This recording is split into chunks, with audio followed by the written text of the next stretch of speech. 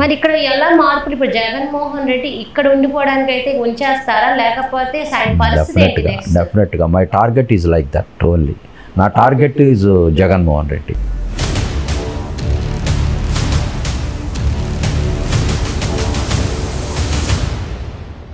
తనకు రాజకీయంగా శరాఘాతం చేయాలనే నేను తెలుగుదేశంలోకి వచ్చాను.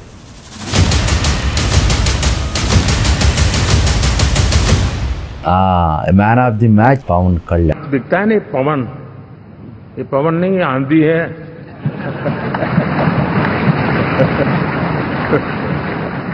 వాళ్ళది ఒక మీడియా ఉంది కదా, కళాన్ని కులానికి అమ్మేసినటువంటి బ్లూ మీడియా.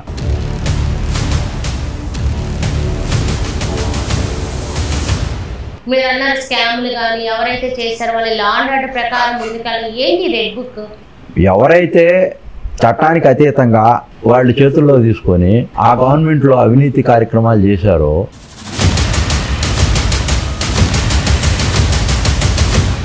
జగన్మోహన్ రెడ్డి మీద వ్యతిరేకతతో ఆయన ఇలా చెయ్యాలని టీడీపీకి వెళ్ళారా లేదా టీడీపీ వల్లే ప్రజలకు న్యాయం జరిగిద్దని టీడీపీకి వెళ్ళారా? జగన్ ఉంటే అన్యాయం జరుగుతుంది. చంద్రబాబు నాయుడు పేదల పక్షపాతి.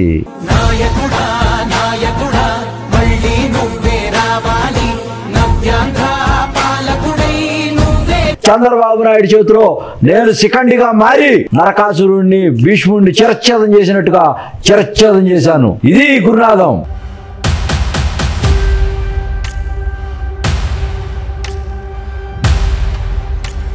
ఉద్యమకారుడుగా మంచి చేయగలడు, ఇంకా మంచి చేయగలడు, పేదల పక్షాన ఉండగలడు, అవసరమైతే ప్రాణం ఇవ్వగలడు.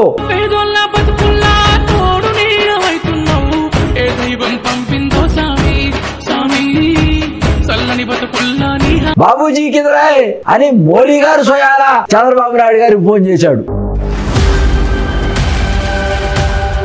ఆంధ్రప్రదేశ్లో 5 కోట్ల మంది ప్రజలు రక్తబంధువులు, అన్నదమ్ములు. అంటే మేము కొట్టుకొని ఒక వర్గం నీకు ఓట్లేసి నిన్ను గెలిపిస్తే మేమందరం చచ్చిపోతే మా శవాల మీద, మా రక్తం మీద, మా రక్త మాంసాల మీద నువ్వు పరిపాలన చేస్తావా?